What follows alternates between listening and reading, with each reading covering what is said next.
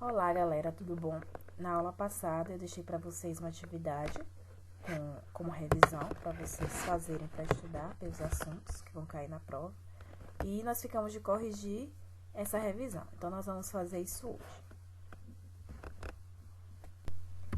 Bom, primeiro eu coloquei lá para vocês uma crônica, né? E pedi para vocês responderem algumas perguntas, certo? A primeira pergunta dizia o seguinte: você já sabe que as crônicas elas podem ter formas variadas. A crônica Conversinha Mineira, que foi uma crônica que eu passei para vocês quando a gente ainda estava com aulas presenciais, certo? Vocês leram essa crônica no início da unidade. Ela apresenta um fato do cotidiano por meio de diálogo. E a crônica que eu dei para vocês na atividade da aula passada foi a máquina da Canabrava, onde o autor ele usou recursos para construir uma narrativa. Ele pergunta que recurso é esse. Então, a resposta é a seguinte: o autor ele usou elementos de um relato pessoal e citou o e-mail da pessoa que recebeu, em que o fato principal da crônica ele é apresentado. Então, esse aí foi o recurso utilizado pelo autor. Aí, na segunda questão, pergunta o seguinte: no último parágrafo do texto, o autor da mídia diz: e dê uns beijos nos filhos e agradeça a crônica pronta. Por que ele faz esse agradecimento? Então, uma sugestão de resposta, aí porque vocês podem ter interpretado de várias maneiras diferentes, mas ele faz isso porque ele considera que aquele episódio vivido pelos filhos da amiga de uma crônica já estaria pronto no e-mail enviado a ele e reproduzido em seu texto. Então, por isso que ele se expressa dessa forma aí. A terceira questão diz assim: por que o fato de as crianças ficarem entaladas com a máquina de escrever causa estranhamento na mãe delas, levando ela a escrever um e-mail para o seu amigo? Então, esse estranhamento acontece porque uma máquina de escrever é um objeto muito velho, ultrapassado pelas tecnologias. Provavelmente as crianças elas deveriam achar aquele recurso simples, diante dos recursos que nós temos na atualidade. Então, por isso que ela fica encantada com as crianças terem ficado tão empolgadas com aquela máquina. Aí a quarta questão diz o seguinte: você viu que uma das características da crônica é o uso de linguagem mais informal, com marcas de oralidade. Localize alguns trechos dessa linguagem usada na crônica. Então, alguns trechos que mostram que a linguagem é informal são esses aí, ó. Ouve só, fala, esperar horas, incrível eles, plec. É uma máquina, mãe. Muito legal. Zup. A gente escreve e imprime. Então, são partes aí da crônica que você vê que realmente a linguagem que está sendo utilizada é uma linguagem mais informal. Aí temos agora a nossa parte gramatical, onde nós vamos começar falando sobre os tipos de frase. E eu dei para vocês dois textos, o A e B, para vocês lerem. E com base nesses textos, que na verdade são duas piadas, vocês iriam responder aí as primeiras questões. Então, a primeira diz assim: transcreva da piada A. Então, a primeira piada aí, uma frase interrogativa. A frase interrogativa é uma pergunta, Então, nós temos pergunta quando ele diz lá, o que é isso? Então, é uma pergunta. E uma frase exclamativa. Então, nós temos duas. Temos aí a fala do gato e a fala do cachorro, Miau e au au, que são frases exclamativas. Aí, segundo, copie da piada B, a frase imperativa. Então, nós temos uma frase imperativa aí, quando o pai ele diz para o filho, vá falar com sua mãe. Então, está dando uma ordem imperativa. E uma frase optativa, lembrando que é uma frase que indica o quê?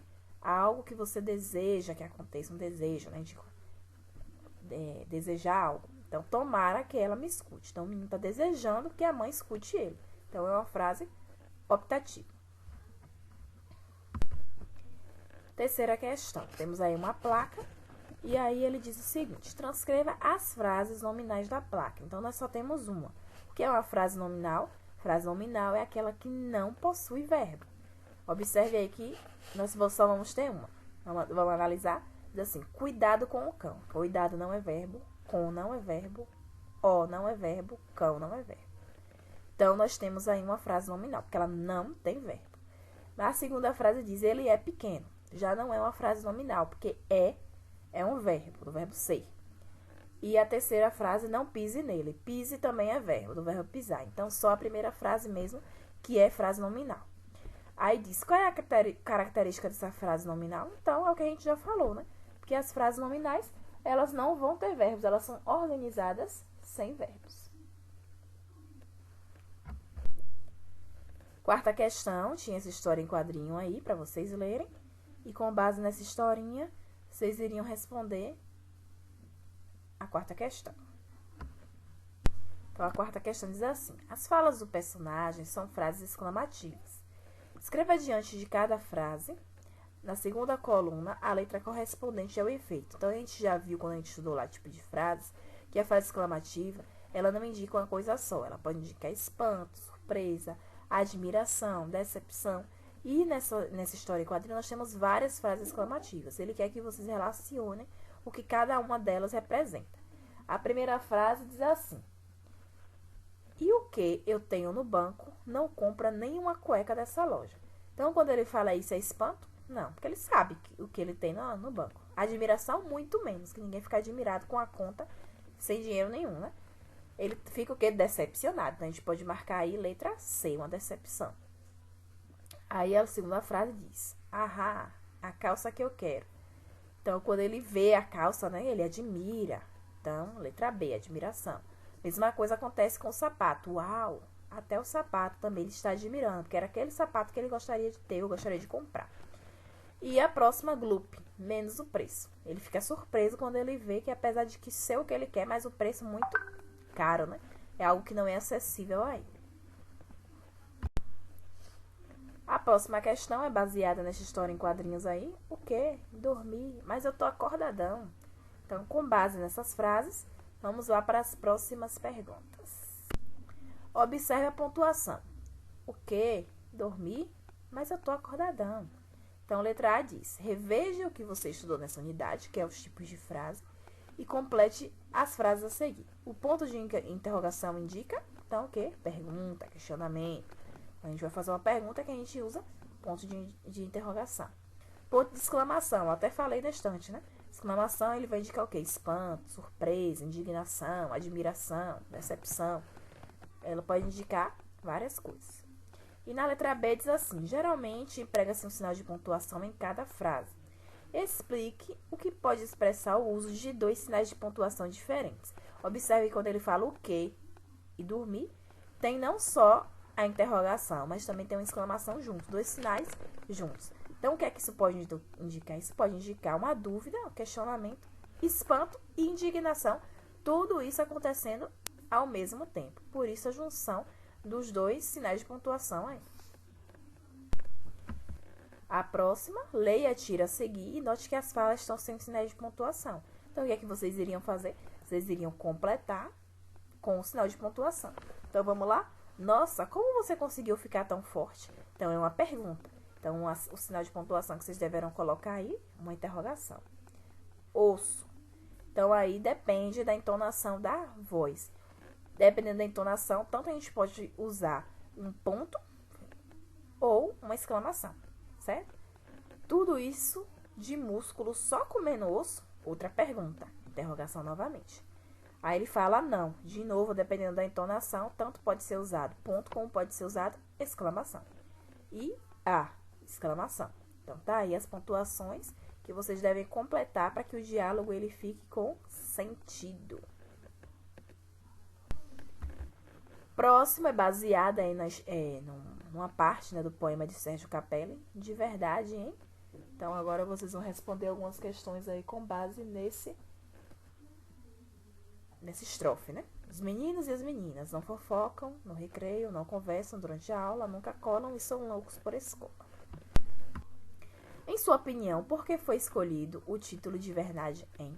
Então, aí é uma pergunta pessoal, certo? Então, vocês que vão colocar a resposta que vocês acham, porque diante do que vocês leram lá, aquilo realmente é verdade, porque foi usado esse tema, é isso que vocês vão dizer. É uma resposta pessoal, na opinião de vocês, certo?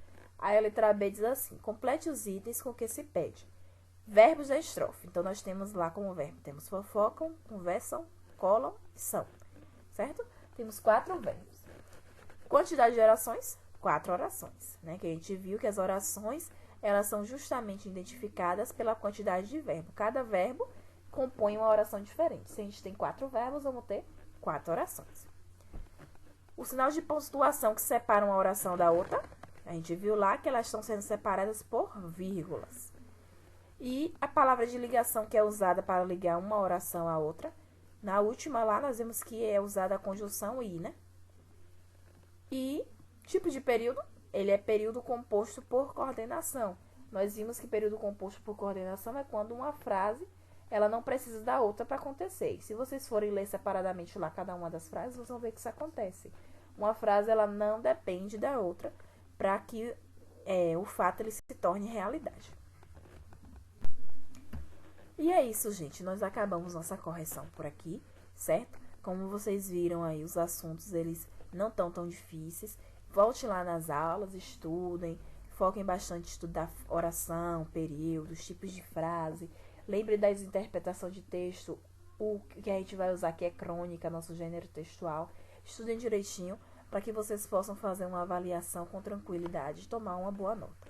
Espero que vocês tenham gostado da aula. Nós ficamos por aqui.